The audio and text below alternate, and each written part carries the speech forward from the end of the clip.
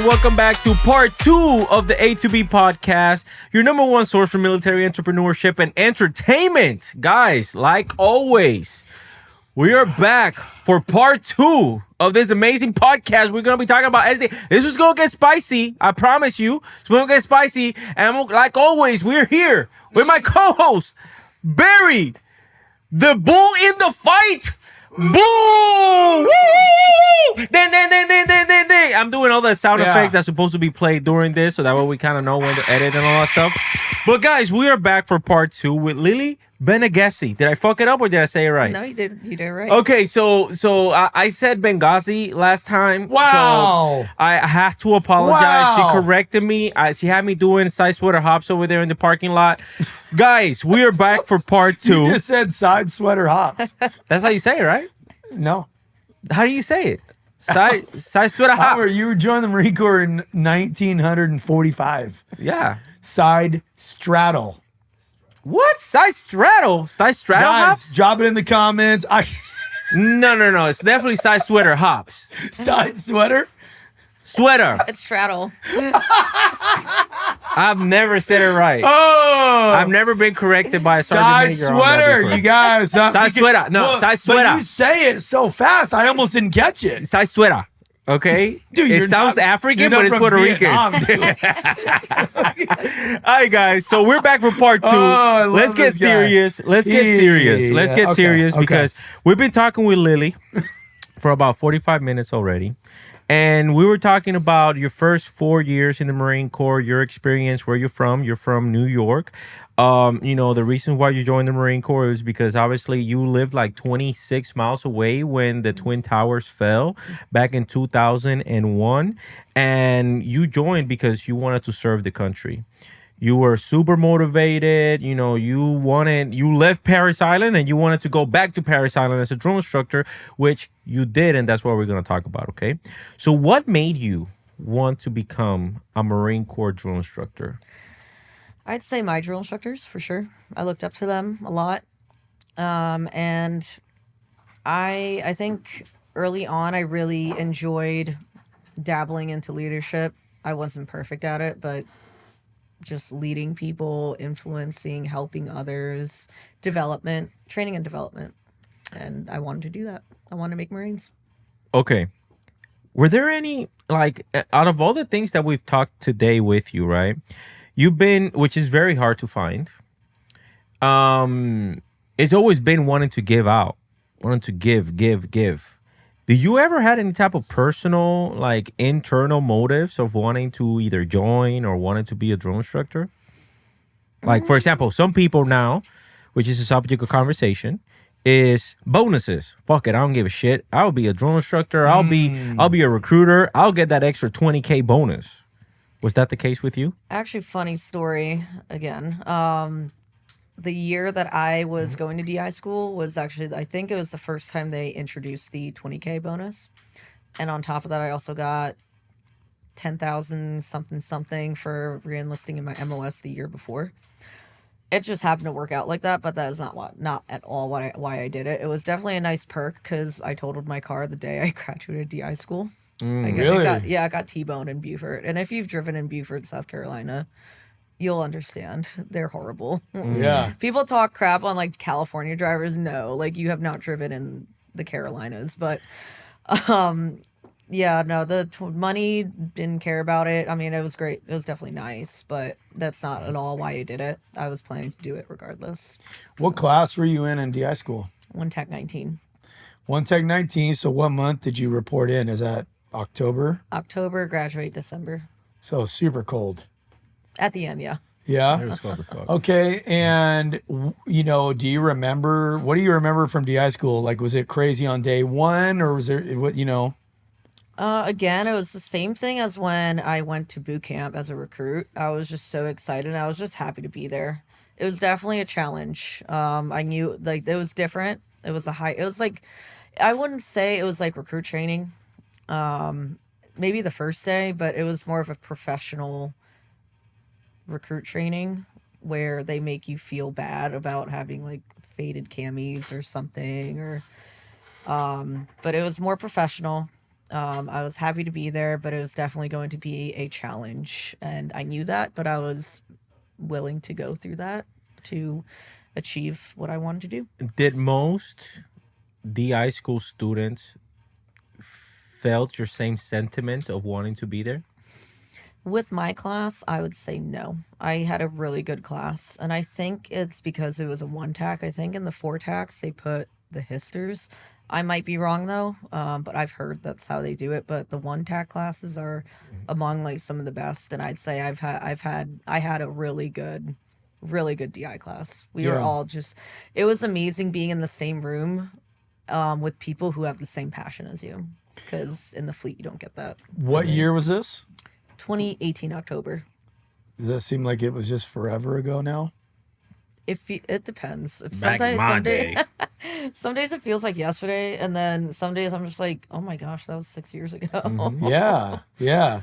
What would you say to Marines out there in the fleet, about, drill instructor school or the duty itself?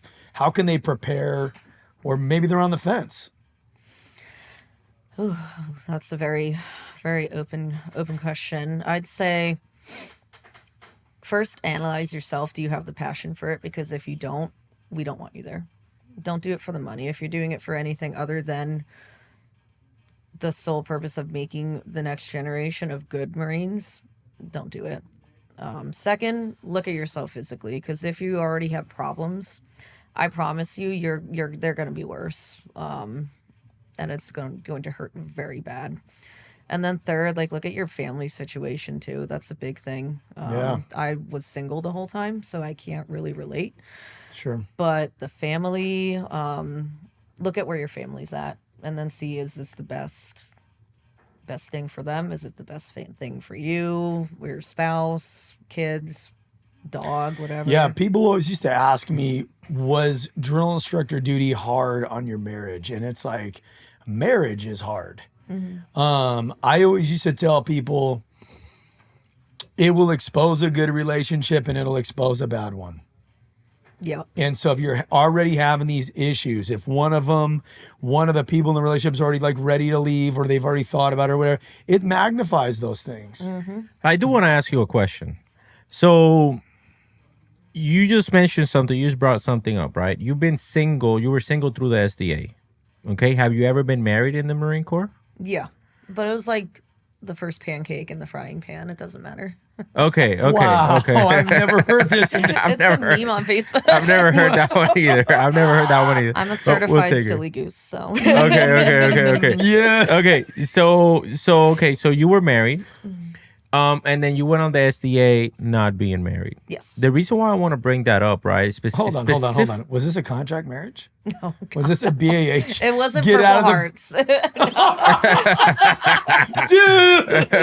Okay. So the reason why I want to ask that, right, is because obviously on this duty, or on duties in general, there's always this unspoken thing of well, we're not gonna give duty to this Marine on this day because he's married and he has a family. Okay, so I want to get because most of the Marines that we get here, they're married, right? So they'll be like, whatever.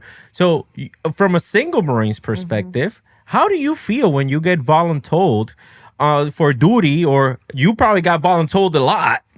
When you were, specifically when you were an SDA, it's oh yeah, go home because you got a family. I will say, actually, on a SDA, I wasn't. In 4th Battalion, a lot of us, we were each other's family. We had the women who had kids. A lot of them were single moms or had husbands, dog. Honestly, we had women with more dogs as children than the hats that actually had children.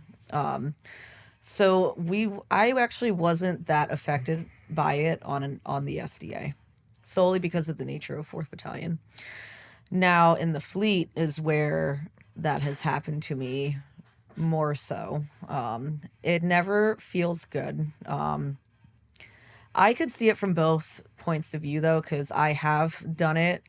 And this was, I guess, in a way, me being lazy, or I was in a time bind to find a barracks duty or something. And I picked the single Marine in the barracks as the company gunny. I'm I'm sorry, but I need you to get to the duty hut now.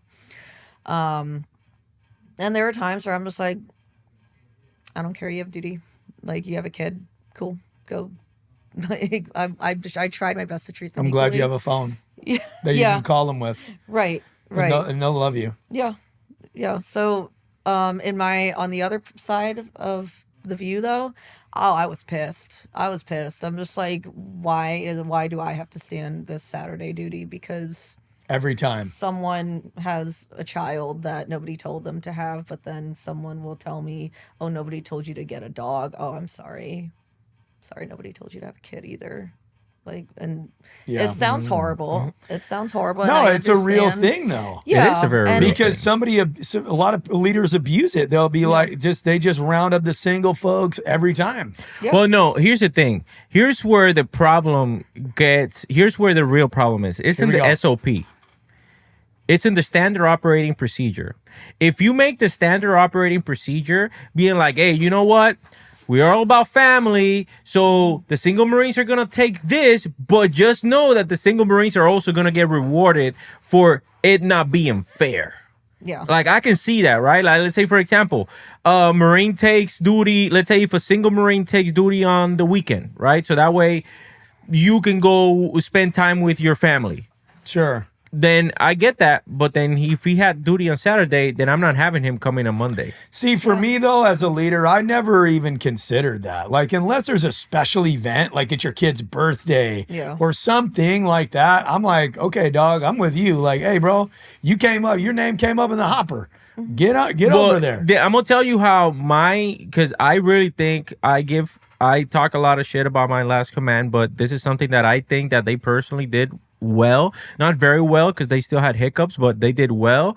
They were really good at sending out the duty roster with plenty of time in advance and ask for the days that you're not going to be available. Yeah, non-availability. That was huge. The non-availability dates, and that's great, right? Because if you do have those dates, then you'll be like, hey, But this is as a staff NCO, yes or no? This is a staff NCO, yes. So this is a staff NCO, and they always put the section. So that way it was internal to the section. That way it's like all three of us are staff sergeants or gunnies or whatever. Be like, hey man, so what do you got going on this month? What do you got going on this month? Okay, so I'll take this day, blah, blah, whatever, right? So they were really good with that type of stuff. Okay, so going back to the SDA, where did it go wrong? So it went right and very wrong in certain parts. I'd say overall, those 3 years were the best and worst time of my life.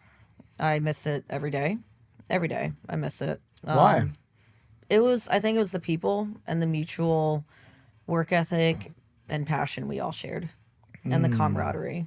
Was it like did you ever like put your campaign cover on and just kind of trip out like, I can't even believe I'm doing this? I still have the little inner 6-year-old girl who wanted to be a part of something bigger. Yeah, it was really cool.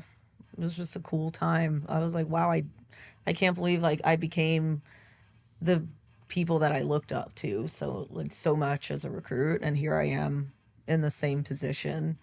Yeah. Where you were very successful as well, weren't you? Yeah. Yes and no. And I'll get into that in a second. So the first cycle, I mean, that's your first cycle. It's like, it's going to suck regardless. There are a lot of tears flowing and everything. And I mean, any new drill instructor could say this. And if they say that they had a great first cycle, they're lying or they just didn't actually work. But first cycle sucked. And then later on, and I'm going to say this more generically. What happens with a lot of drill instructors is the job is already inherently hard. It's already stressful. You're not eating, you're not sleeping, you're not drinking as much water as you should. And then you add on the people. So you could either meet some of the best people over there or some of the worst people over there. And I met both. So how a lot of hats treat each other can make or break another person.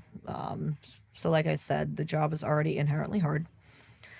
A lot of hats will go through people not treating them the way they should be treated. Whether you're because you're a new drill instructor. So how dare you, these are just examples I've heard. How dare you like eat food?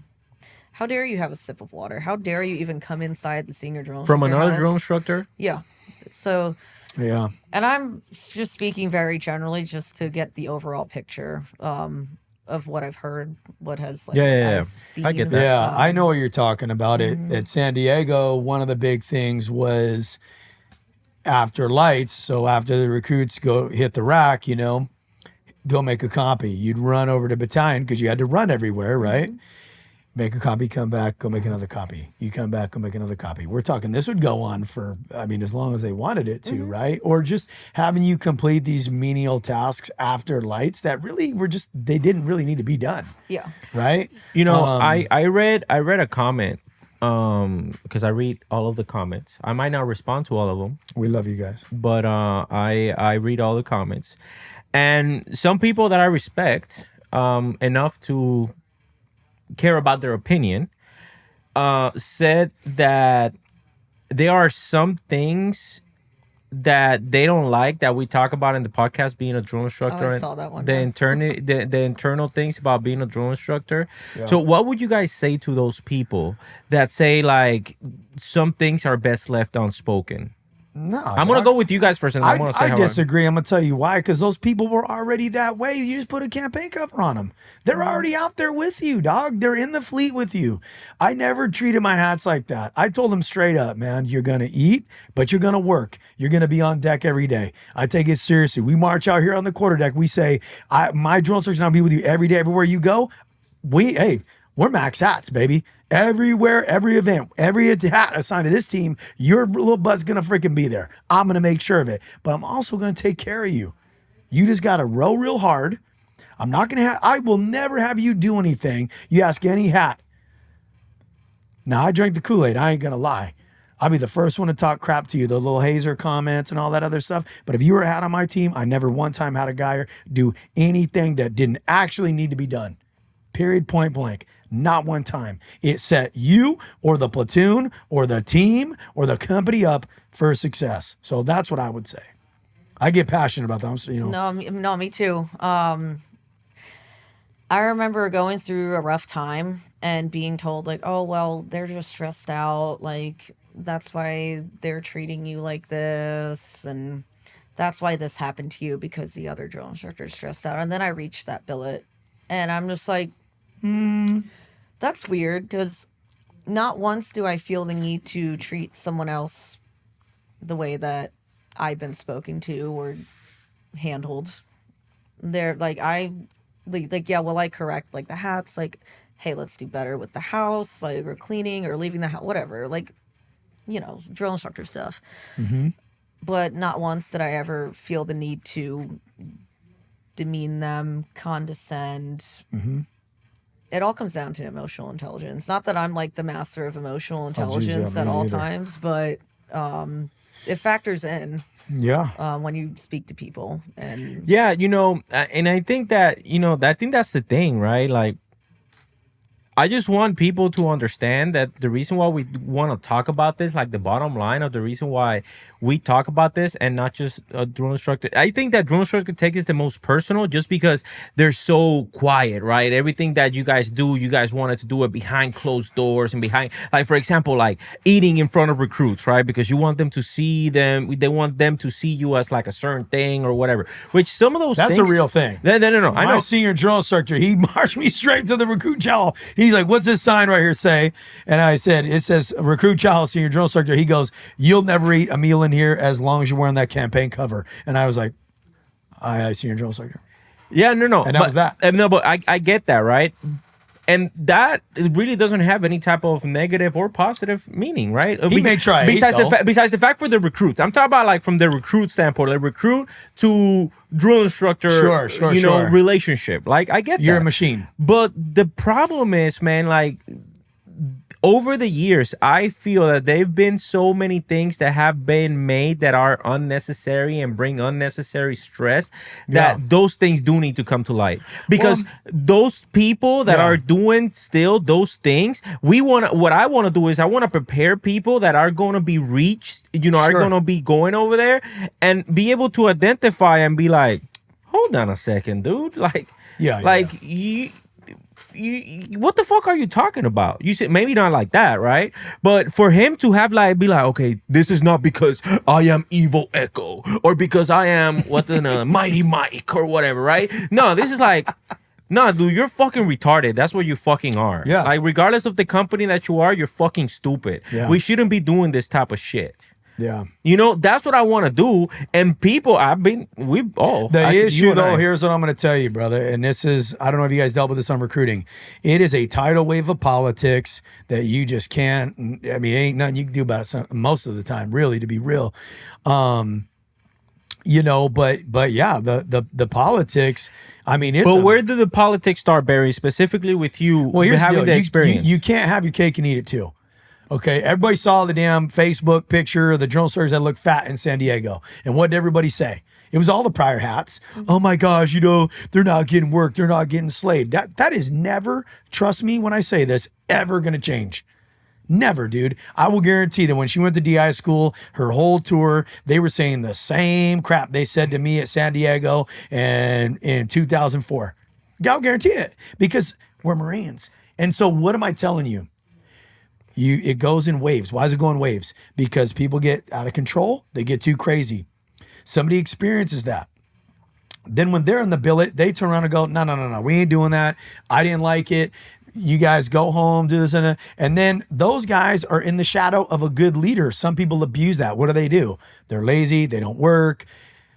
Maybe they get a little bit out of standards physically, everything else like that. Then what happens? You get someone that comes in and goes, hell no, we're locking it down. Yeah. And it just keeps this. Yeah, because of their experience. Because of their experience. Because they go like, this is not how we train recruits. This is not how we train recruits back in 2015. 10 times harder on the hats than we ever were a recruit. That's real. That's real. I wasn't allowed in the duty hut. You ain't allowed in here. This ain't for you, Bobby. Don't even look at the door. Don't even put your hand on the handle. You can drink out of the recruit scuttlebutt. Dude, I was hoping and praying, literally, Lord, please let a recruit steal peanut butter packets from the chow because I haven't had any food. Yeah, that was back in what you said, 2004. Luckily it's not that crazy anymore. Dude, it was crazy. But it's still why was that even a thing? You had hats that would go UA. Yeah. You had hats literally were like, I'm out. I can't do it, And it takes somebody who is mature to go, and I had that happen. My first senior drill instructor cycle, the series gunnery sergeant specifically and told me this, you're going to get this guy. I'm going to work you as a senior. You don't like him. You think he's weak. I just said, I series gunnery sergeant, and I told myself, and it was a 3-hat team and my J, we are going to make this happen. And I took that young sergeant and I just said, we ain't going to mess with you. You're going to be on deck. This is what it is. You're going to be on deck every day. You're going to work. You will be with the recruits. I'm going to tell you how to do something. I'm going to demonstrate how to do it. And then you got to do it. If you mess it up, you're going to have to pay for that one. All right. But at the end of the day, that's accountability and stuff like that. He ended up going, that was his second cycle. He was Dan Daly, which is a huge award, as you know, hardest working drill instructor in a company full of hardworking Marines. And the series gunner sergeant would come up to him. He was loyal to me because I took care of the guy. Yeah. You know where I'm going to throw a wrench?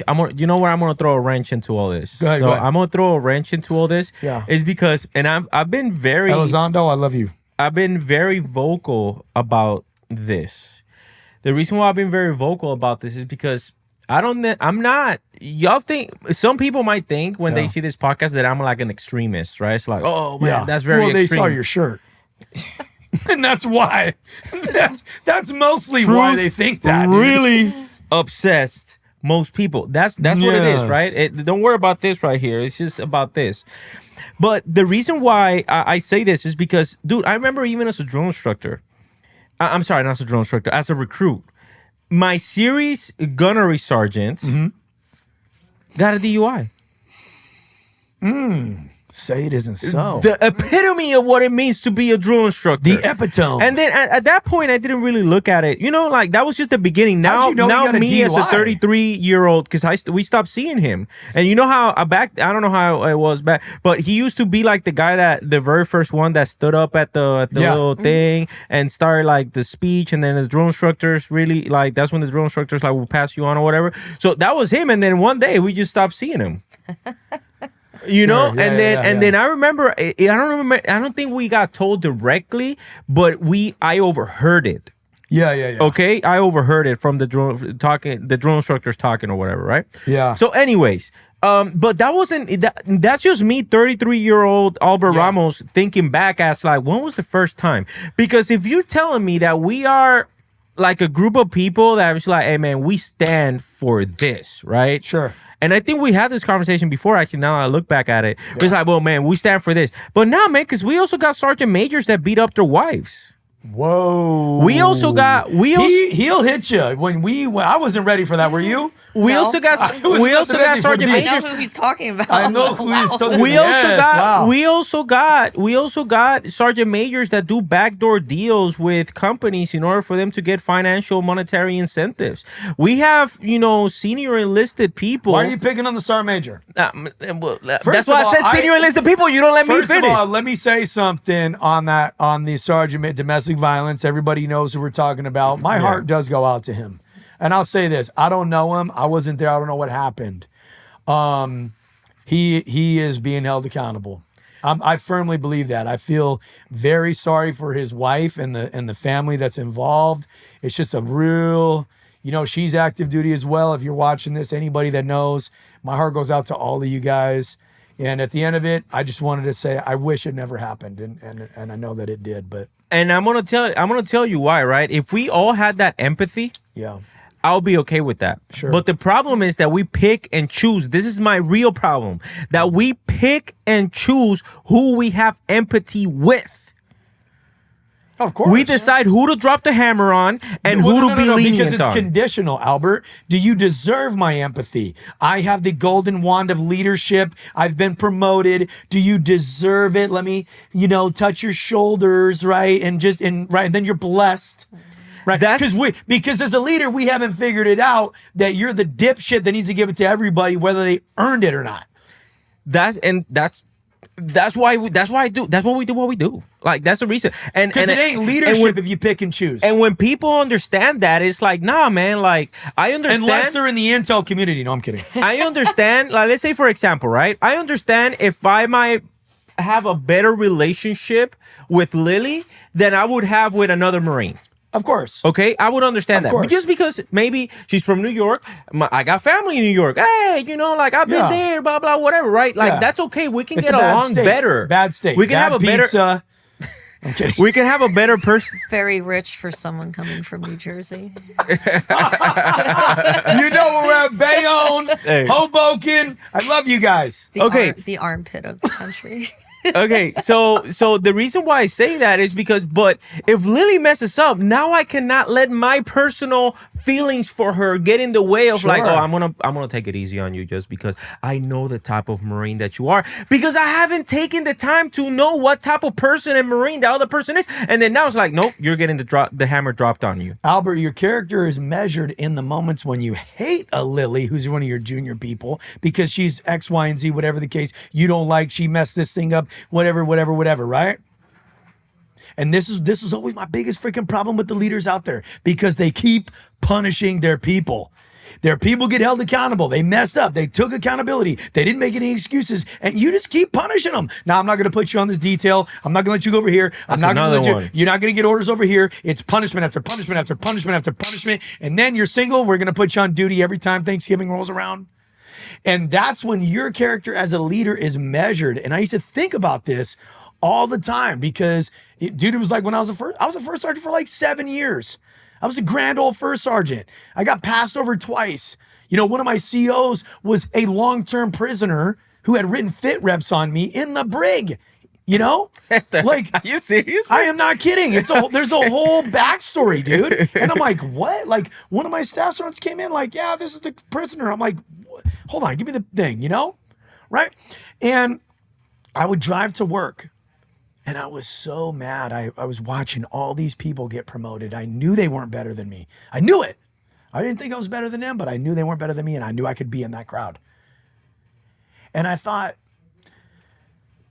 you're selfish, dog. And you're really not what you claim to be, Barry. Oh, so motivated, semper fi, hoorah, let's go to Velo, Radaleo. Yeah, that ain't you, dog. Because when you don't get promoted, you want to take your ball and you want to stomp and go all the way home. But meanwhile, you have a company of Marines at work that actually need you, dog. They need you to be there when they're hurting. They need your mentorship. They need your guidance and your leadership. And you're worried about what you didn't get. That's why I stopped caring about. That's why I think after sergeant, from staff sergeant on out, I really stopped caring about what other people. You gotta know. What I want to know is what do you think about this conversation that we're having? Man, I don't even know where to start. It's a lot. Yeah. Were there anything that triggered you specifically out of everything that we said? I think when Barry said that we keep punishing the people who have gotten in trouble. Honestly, my unit does a really good job. I have a great command, I will say, especially if they see this. Love you guys. But no, my command has been great. And they do a very good job at not punishing those who have been NJP'd before. But I have seen it so many times, whether it be on boards or just hearing stories on, oh, well, they won't put me on a board, on a Meritorious board because I've been NJP'd, or we're like trying to put a Marine on a Meritorious board who got NJP'd like a year ago. And I'm pretty sure in the MEF order, it's like a year or something, unless they changed it, or I might be wrong. But regardless, like you have a Marine here trying their best. Like, yeah, maybe they got a DUI, open container, whatever. They got into a little fist fight, a little kerfuffle in the barracks, whatever. Like, they got held accountable and they owned up to their shit. So why keep punishing them when they're trying to do better? And it also ties into, if you keep telling someone like you suck, they're going to start believing it. And then they're actually going to be a shitty Marine. Yeah. But same with someone who got NJP'd, like, no, you, God forbid you'd have anything nice. And then that's when they're like, okay, like I'm here trying. And then they stop trying. And then you lose a possibly good Marine and who just did something dumb at one point. You know what's also the disconnect is? What's that? Dude, we'll be having the Sergeant Major of the Marine Corps and the Commandant of the Marine Corps on the podcast? They will never come on the podcast. Why, Albert? They will never come on the podcast. Nunca? Nunca. They will never come on the podcast because they want scripted stuff. I saw that. Let's go scripted. I saw that. No, I will never go scripted. I never can see you doing a script. I would rather not stay at the level that I'm on. You would would rather never have another plantain in your life. That's too much. I took it too far. Too far. Too far. I'm from Puerto Rico. Come on now. That's very deep. Plantains are like 95% of my diet. But the reason why God damn it, Barry, you wanted me to go into a different subject. Let me finish this and then I'll say what I want to say. Okay, so the reason why the sergeant, because they'll be releasing messages, dude, and it'll fall on deaf ears in the crowd that really needs to implement it the most. What are you which saying? is the sergeant majors, their peers, the first sergeants, and the captains, lieutenants, and captains. Mm-hmm. It falls on deaf ears because they can do whatever the fuck they want. Yes, I would even go as far as like the section chiefs, the chiefs of like S6, S4, S3, whatever. True, because they're majors too. Yeah, that too. Yeah, because they're the first ones who will deny a Marine to go on a board or not write them up for something. Yeah, the sergeant major of the Marine Corps came like, hey man, like if you make, like, it's okay to make mistakes, right? Because of a zero defect mentality. We don't want Marines here with zero defect mentalities. And then all the junior Marines, specifically the ones that have fucked up, right? Like the sergeants that below, they're going like, yes, I have a shot. And then there goes that section chief. They go their sergeant major. There goes their captain, their XO going like, fuck no. I don't give a shit what the commandant has no power here. First of all, I've been NJP'd. You know that. And I'm going to say Marines have been NJP'd have been some of the best Marines I've ever had because they are so ready to prove themselves to you. They're ready to go above and beyond and just freaking knife fight everybody to get back. And most of the time, what is going to hurt a Marine, and y'all fact check me on this, and you guys tell me what you think, is losing that rank. Take my money, put me on restriction, give me extra duties, but let me keep this, this thing on my chest, that, on my collar that I've earned, which it means a lot, to us. But, and we've talked off camera, I know drill instructors, Marines in the fleet, you know them too. And I'm not going to say who they are because they're currently going through stuff, but it's all these things that legally are not a punishment. Like legally, it's not, right? Legally, for me to say, no, but you can't go to this cool little duty down at the Chargers football game is like, is that like legally a punishment? No, right? Technically not. But every time I get the chance, you're going on the crap detail. I'm going to send him to the cool little football game. He's going to go on deployment. I know you wanted to go on that MEU, but hell no, right? You want to go on a board? No. And it's just boom, boom, boom. Yep. And you start to feel like, I'm gonna say the last thing. It's like you triggered me to want to say this. Okay, it's like, listen, the podcast will remain to be the podcast. Y'all have zero control over what we say. We're not looking for sponsors. Yeah. We have plenty. You can control me. I'll do AI for you. There is no amount of money. There is no amount of money that will buy what I say in this podcast. And I'll say whatever. The reason why I say that, right, is because I was in conversation with the team for the Sergeant Major of the Marine Corps for him to come on the podcast, and they started me asking questions about like, well, we want to direct this message. It's like, well, that's cool, and he can talk about that, but I'm gonna ask him the questions that the people want to hear, and then he goes on this other podcast, which is not a veteran at all. She is like a gold star sister of a guy that and y'all might fool the rest of the community because I know what shaking babies and kissing hands. Carlos, hold on. You're my friend, and Albert is my friend. Albert is upset about this. I'm not upset. He is so mad, and we want you on the podcast. No, well, sure. I want you on the podcast. That's how mad he is. Listen, I want you on the podcast. And I'm caught in the middle. I want you and the commandant both on the podcast. We got plenty of space for you guys here in the podcast. We'll do the investment. So that way you guys don't have to charge it on the government's dime. That's fine. Me and Barry will fly you out. I will tell you this. I know you guys don't need it, but let me just throw that out there. It won't be scripted. Like the conversation we're not going to have this to where somebody asks you a question, which the question is, and then also you're going to ask all surprise. Oh my God. We're not going to do that. This is the podcast that the people come to whenever they want to hear the reality behind what really happens. Yeah. You guys might be able to buy all this other active duty military influencers. They'll be like, oh yeah, Sergeant Major, that's so great. You ain't going to be able to buy us. I promise you, we do this because we're fucking passionate about it.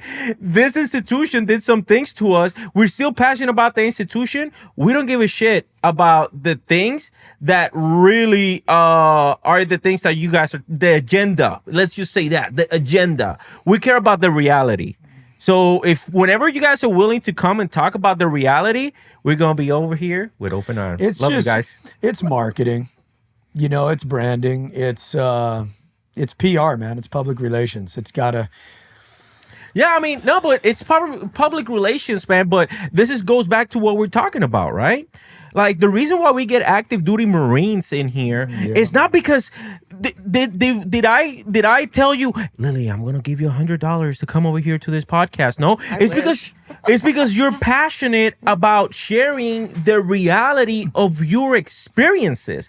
We're not asking you like, what is your opinion on talent management and how do you feel? No, we're asking you, and we ask our guests to share their opinions that they're actually passionate about because they see the reality of things. You know what I'm saying? Anyways, side subject, guys. And last thing. Carlos, I think you're a great person. I haven't heard absolutely nothing negative really like him. about If you. he I haven't calls heard. me I haven't. and yells at me, I'm calling you immediately after. Sure. I am. I don't have. I think you're a great, a person. I think that you, but at the same time, it's also the billet. You have to understand that it's also the billet. So I might not be going after you specifically. I think you're doing a horrible job, but you're the person that I need to ask the questions. That's it. That's it. You see, that's it. Because I think they blocked me. What's like a crazy question that you want to ask him though? That you like just. I know I'm putting you on the spot, but what can you think of something that somebody's come to you with and said, "Man, this is a real issue. Let's get really definitely real." Talent management. My forte to ask them because they just released that message about the talent management stuff again, and I went hard. I went hard and it went hard in the paint. I went hard in the paint because a lot of people say, "Well, he wasn't even the commandant back in 2022." It was like we're really gonna pretend like he wasn't the assistant commandant. Like we're just gonna forget about that. Yeah. We're gonna forget that General Berger wasn't even in position. The position was actually open. He resumed operation. He was the commandant, appointed the commandant in September of 2022. But he was the acting commandant for a long time. And not only that, to go even further into that, talent management was released in November 2022. See, but you and I don't see eye to eye on talent management. I don't think it's the commandant, the sergeant major of the Marine Corps. It's any policy or order is only as good as the leaders that are implementing it. That's a problem though. There's no order. Mm-hmm. There's no order. Because if it's an order, I'm dictating you to do this. Mm-hmm. You take away the ability from the commander to be able to do that. No, there's lateral movement built into those things, right? That's why we don't get like super specific and autocratic. We say, these are your left and right lateral limits to give the commanders that lateral movement. But I guess my point was like, I know you've had issues with it in the past. When it gets to the monitors, it's out the window, dude. 9 times out of 10. I'm gonna tell you this, Lily. I apologize because this is the stuff that really brought my mental health down the fucking gutter when I was exiting the Marine Corps. Yeah. And this is the reason, dude, this is the reason why I'm blessed to be able to talk about this so freely is because, dude, when I posted that stuff, I received a shit ton of comments. Which one? The video about the commandant, this last one that I posted. Oh, yeah. I receive a lot of comments. But I also receive a lot of DMs. And the ones that I look about the most is the DMs of the people that are really going through this stuff right now. Sure. And this ties into what we're actually talking about, which is the mental health. Yep. What was it that brought your, mental stability when you were on that SDA? So what basically led me to my mental breakdown? Like Yes. Britney Spears level mental breakdown, shaving my head. No, not really shaving my head, but pretty much in the same field. I'd say on the drill field itself,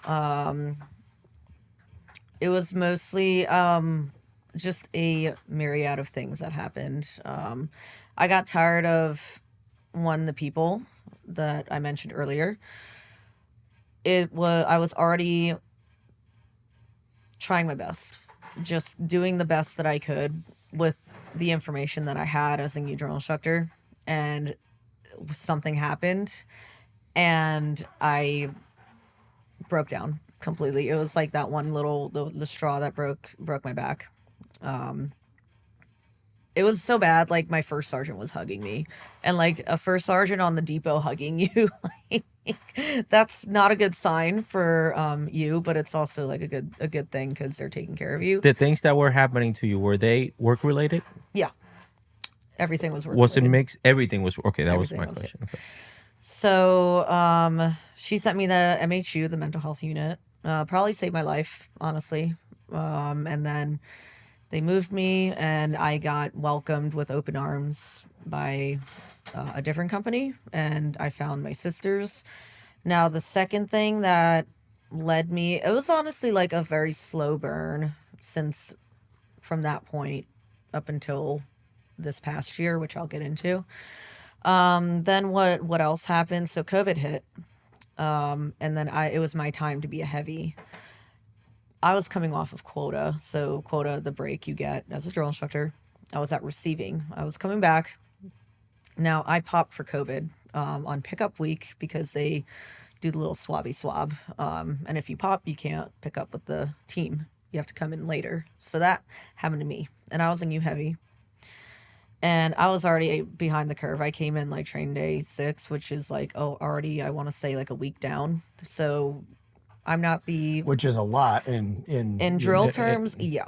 So my platoon failed drill, initial drill. It was something I went over with my therapist was I took the whole brunt of it. Like, I will never deny that I was a perfect heavy. I was like, I didn't know what I didn't know. I probably should have not IT'd that many recruits during COD when I was like a third hat or a newer hat. But I hated like just standing on the parade deck, like making corrections of the same movements. I'm like, oh, you strip, and then to the sand pit we go. I probably should have paid more attention as a third hat going into my heavy cycles, but yeah, they failed drill. But then the cards also changed, so the drill cards. And you also add on to COVID, you couldn't go between the squads and you couldn't touch them. Wow. So we were set up. My therapist was like, stop taking the brunt of everything. Like, yeah, like it was a learning experience for me. Absolutely. Like, I will own the fact that I messed up on certain things. Yeah. But he was like, you guys were set up for failure, because it was the entire series that failed. It wasn't just me. It was the other platoon as well. It was just the fact that once those new drill cards came in. During COVID, we were the first iteration to fail. To my understanding, there are platoons in cycles after us that kept failing and failing and failing.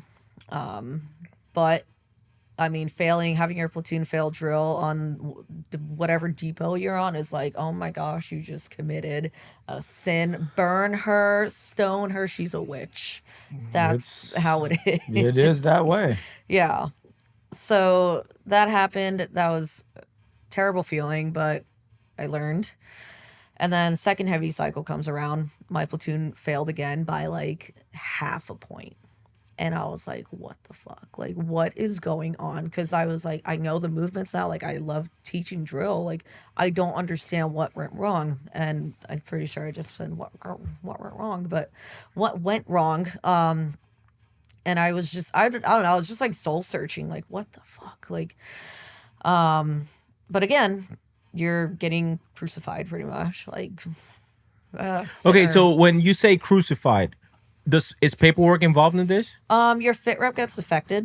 It really depends on the company. Some company might fire you. Sometimes you might not get moved up to senior drill instructor. The second time they failed drill, which again, it was the whole series again. And the unit leader, she also missed a movement, and it threw off my entire platoon. So I will take the accountability for it. But again, the unit leader missed a movement, threw off the girls. Was there hazing involved in this? For me, to me, no. It was corrective actions. Yeah. I like to use that word because it triggers people, like the hazing. Let's just say corrective action. Was there any corrective action done? I would say just the feeling of feeling like a total failure and like not being fully berated, like, oh, you're the worst drill instructor since the beginning of time, but more so like the disappointment that it came with. And just the disappointment and anxiety for next time and just feeling like a failure. But then having to pick those pants up and keep going. Good, like try harder. Yeah, you're going to be the butt of every joke. Yeah. Yeah, like it sucks. And it, yeah, dude, and that's how drill instructors are. You could not mark, mouthpieces for bugle sticks, and dude, they will be roasting you for the rest of the cycle, dude. Yeah, absolutely. But I feel like for drill though, it's like, yeah, you're a drill instructor. Oh my god, yeah, like you're treated like I don't know. It's like the vibe changes for sure. And then God knows what they say behind your back. You're garbage. That's what they say. Okay, so I'm getting there. I promise. Okay. Go ahead. So they failed drill, and then this time they threatened to not make me a senior drill instructor because with 4th Battalion, the nature of it, they will pull you mid-cycle to go upstairs to a different deck in the company and then move companies and pick up again. And it's like playing musical chairs, but with drill instructors just because of personnel. So I was supposed to be a senior drill instructor upstairs. We had the re-eval, and they're like, if they don't pass, like, you're not going to be a senior. And I'm just like, fuck. And then they passed. I became a senior. And it was, like, different as I was a senior. Like, again, like I said, the vibe, the energy, the way people treat you. And some people swear up, down, left, and right that they won't notice how you treat them, but they do. And I was one of those people that noticed how people treated me or what they said behind my back. So whatever, senior drill instructor cycle finishes. I was honor platoon. I had an amazing team. That was my favorite cycle ever. I get a call, and this is going to be the big part. I get a call from my sergeant major on outpost. So the break in between cycles. I was getting ready to begin my second senior cycle. I get a call from my sergeant major. And she's like, hey, how would you feel about becoming the drill master? And I'm like, what? Like, I was like, sorry, major, like, I failed drill. Like, what? Like, I couldn't believe what I was hearing. And I'm just like, oh my gosh, okay, can I get like a weekend to think about this? Because I think it was like a Friday. So I hang up the phone. I call my mom. Like, first thing everyone should do if they have their mom in their life. Like, call your mama. Call my mom. And I told her, I was like, Mom, like, she wants me to be a drill master. I failed drill. Like, how is this going to look? Like, what? So she told me, and this is something that still sticks with me for the rest of my life. She said, fuck what the sheep say.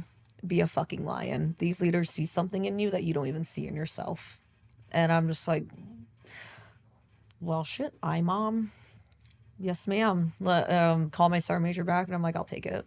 And I'd say I knew what I was walking into because, as previously mentioned, you're like, God bless, you are just the bottom of someone's shoe if your platoon failed drill.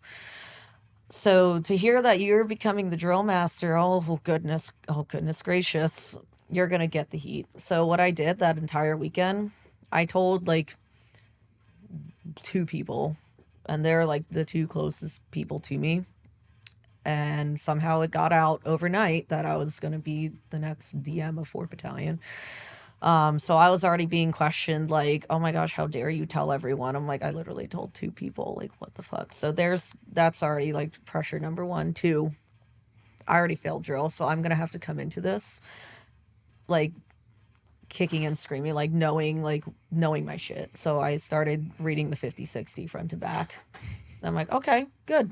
Like, I'll learn this. I'll learn this better than anyone then, because it'll be my job.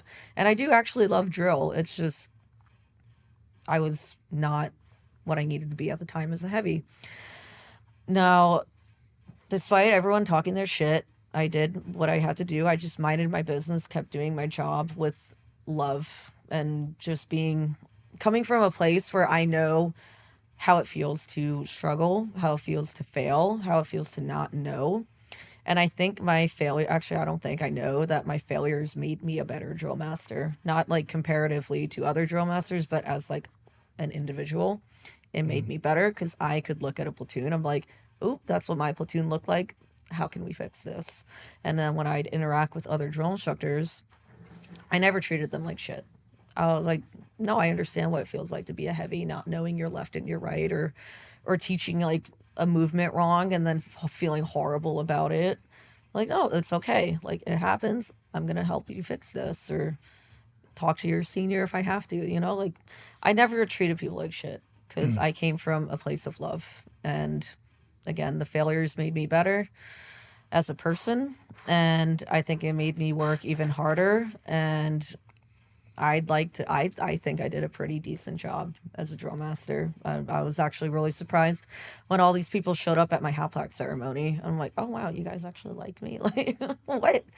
So yeah, so that came, all that pressure, add that to your basket of shit. So I was already exhausted from that, because I mean, women should be better to each other.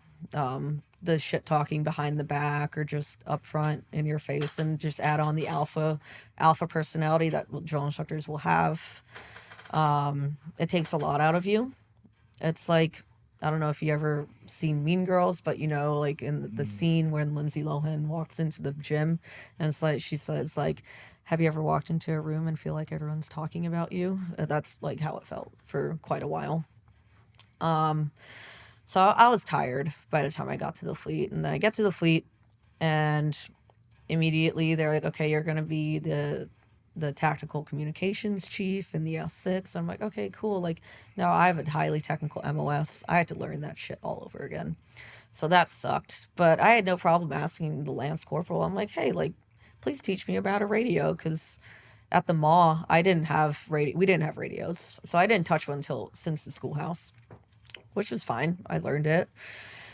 And I was just the best little staff NCO I could be for them. And I was blessed with the Marines that I had. Like, they were really good kids. You were a staff sergeant at this time? Yep, I was a staff sergeant.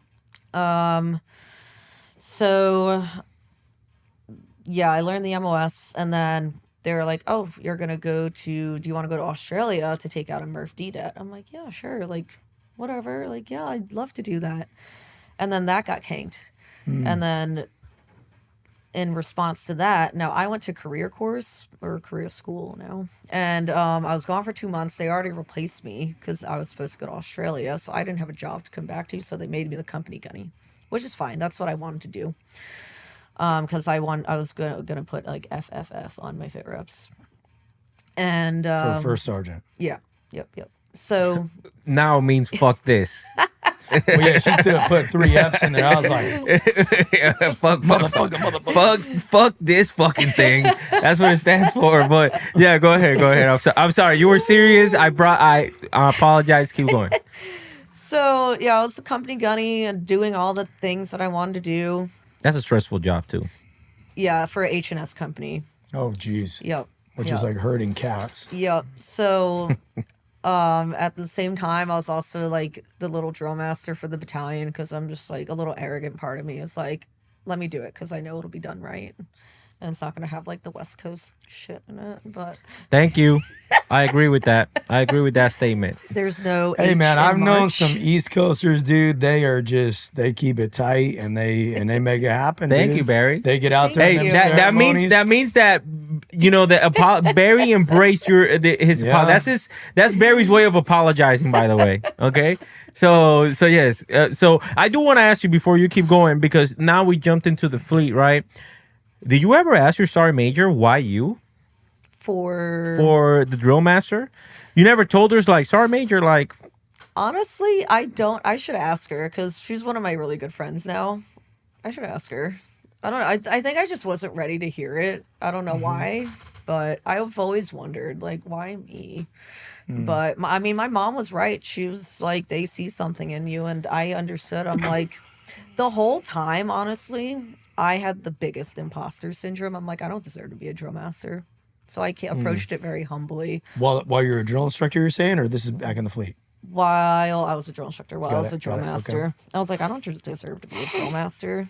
And then it was later on, I think at my hat plaque ceremony. It took me until my hat plaque ceremony, when I already had an 8-point cover on my head. Yeah. I was like, no, I deserve this. I did a good job with this. Yeah. What was it? What did you think about being a drill master? Because that's also very. Well, for the people that don't know, can you explain what a drill master is? What are your responsibilities as a drill master? So essentially, you are the judge of drill on the island or depot, dependent on the coast. So you grade the drill. You're the subject matter expert for all things pertaining to drill and ceremonies. So how they march, individual arms, ceremonies, change of commands, you name it. You're the Graduations. head honcho. Graduations, family days, moto runs. You're kind of like, in a way, like the sergeant major's little baby. Like you're in their cargo pocket pretty much. Yeah. And it's one of the highest billets a drill instructor could achieve. So it is a very, very big deal. Yeah. And you only have, I don't count DI school. I don't know if you guys do. I mean, I'm not going to say it's a good billet for DI school. But it's a great billet, but it's yeah. different. You're teaching the students, and there's obviously a ton of value in that. But I looked at it like there's a huge subculture for drill masters. Yeah. 100%. Huge. Yeah. A huge, and nobody knows it unless you're a DM. Yeah. Yeah. Okay, so at any point, because I understand people talking behind people's back, right? Like it happens in the Marine Corps. Specifically, I have a saying. It's in Spanish. I'm trying to translate it. In between jokes, the reality comes through. And SDAs is super huge. Like whenever they know that I knew when I got good at this. I knew that people were talking about my back. Whenever they would say like a smart, quirky, trying to be funny type of remark, right? That's when I was like, people hate on you on the low. It's like, motherfucker, I know you're talking shit. People hate my on back. you on the low in the form of a joke all the time, and it's not funny. Was there ever a time that you were like, bitch, take that fucking cover off? We're gonna solve this fucking shit right now. Honestly, I wish. I wish I had more of a backbone for myself. But looking back at everything, I turned 23 in DI school, and then plus 3 years, so 26, and I was still I was a youngin', and I still am. But back then even more so, and I just really wanted to fit in and not piss anyone off, and I'm like, I kind of like put my tail between my legs, and I look back at that now, I'm just like, I wish a bitch would. Like, I should have clocked that bitch in the face back then, I'm just like, damn it, Yeah. Some people do, right? But like we've talked about this. Then you get NJP'd. Well, the drill. Okay, so when I was there, we had the incident where the drill instructor died at the pool. He drowned, and the day prior, he had come. He was a Bravo company drill instructor. He'd come to his company first sergeant, like, I don't want to get back in the pool. These guys, they're gonna kill me. What would motivate a Marine to, get back in the pool knowing all that? That's how strong the politics can be, and there's plenty of people, they rise up against it. I'm not gonna say it doesn't happen, but that is some serious, like we're talking, you think you're going to go in there and do something, dude, your career will be over before it ever began. It's because you're expected to have honor, courage, commitment, unless it's standing up for something for yourself. That's the reality. You're supposed to have honor. Dude, the biggest sheep that I've met are Marines. Like nice and puppeteer, puppet that are Marines. Because people say it's like, bro, like where the fuck is your backbone? Like honor, courage, and commitment. What the fuck does that really mean to you? Because for me, it means having the fucking courage to say how I fucking feel. Well, like when I was a new drill instructor, we would talk about it. If you say something, you'll be blacklisted so quickly. And exactly. And you still aren't going to get what you thought you were going to get or needed or wanted, whatever. Yeah, but that's when you realize that what you really wanted is not really what you wanted from the get-go, from the beginning. That's when you realize it's like, man, I thought I wanted this, but I really don't. Like for me, in my case, translating this is like for me being a career recruiter, dude. Since I was in recruiting school, I knew I wanted to be an 8412. Yeah, and then my dumbass went in there and he was like, "Yeah, I want to be an 8412," and then they fucking squeezed me and all that fucking shit. Sure. And then I realized it's like I don't want to be like these people. I don't even want to be around these people. Yeah. If this is what it means to be an 8412. It's like, no, fuck y'all. And that's when I was like, man, dude, like that's the reality of what I want people to see. Because there's a lot of people right now that feel that, oh man, like I'm already past 10 years. I'm already past this. I'm already past the other. It was like, dude, who gives a fuck? Do you believe in yourself? Then how about you have the fucking courage to stand up for yourself? Well, for me, it wasn't about having the courage or not. Okay, because you got people in that position right now, and you feel stuck. And here's the choice. Are you talking about what? I lost the context. Well, just being a DI, being a hat, being the politics. You know, when someone's mistreating you or whatever the case is, what are you going to do, right? Some of it's low level and you can be like, you know, whatever. I mean, I've been there. I am kind of a loose cannon like that. But at the same time, you've got your family and your career, and you've got that moral courage that you're referring to. Okay, this is clearly not right. But if I do this, and you got to think too, I was young too. I'm a young sergeant. Like I don't know how the Marine Corps really works. So I'm thinking I could lose my career. I could, you know, and this ain't just me. I was married with a kid at the time. Yeah. I'm like, damn, you know, what do I do here? And I mean, it's just, yeah. No, but, and I agree with you, but where it comes in, because I'm also not telling people, it's like, well, if you're a drill instructor, go tell your first sergeant, go have the moral courage to tell your first sergeant to go fuck off. Right, I'm not doing that. Or your senior drill instructor to go tell him like go fuck himself. I'm not saying that, right? What I'm saying is, first of all, at some point you have to let yourself know how you feel. But at the same time, you're in there, man. Like, you got to finish what you started. Yeah. Like, I'm all about, like, you got to finish what you start. And you're going to have to fucking, whether you like it or not, you're going to have to finish it anyway. So might as well make the best out of it, right? Sure. That's the best, because your attitude is going to determine a lot of your mental health, right? And it's going to determine a lot of the things that happen afterwards. So that's what I'm saying. But don't just feel that just because you started and you finished something that you have to continue something, or just because it was done to you that it has to continue to be done. Sure. Prepare yourself, and that's the next topic that we're going to touch up with Lily. It's like preparing yourself is like, man, you know what? I'm grateful for everything that happened. Mm-hmm. I'm grateful for the good. I'm grateful for the bad. But then now I'm going to take my time to focus on me and my transition and my life. Because something I realized, it's like, dude, these people will fucking replace you like this. Like this. It doesn't matter how fucking great you are. No matter how great you are, they will replace you. You're period. Me. Yeah, exactly. You know what I'm saying? And then the only thing that you have is your experiences and your family at the end of the day. Mm-hmm. So, Lily, this played a huge, factor into your life. Mm-hmm. So now we resume you being a company gunnery sergeant.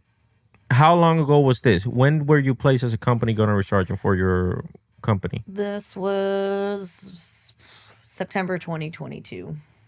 Okay, so you've been there for a while now. Yeah, like 9 months. I was back in the fleet. Okay, so you've been there for a while now. And then now you have to deal with Marines and the mentality that you have to face after being a drill instructor, right? Yes. And having to deal with all this good and the bad. So what we're going to do is I want to talk about it because I want to talk about your specific, what you're going through right now. Now we're back to current, today now. And what are your plans and what are you doing to transition outside of the Marine Corps? Because if I understand it, you're transitioning out of the Marine Corps, right? Yep.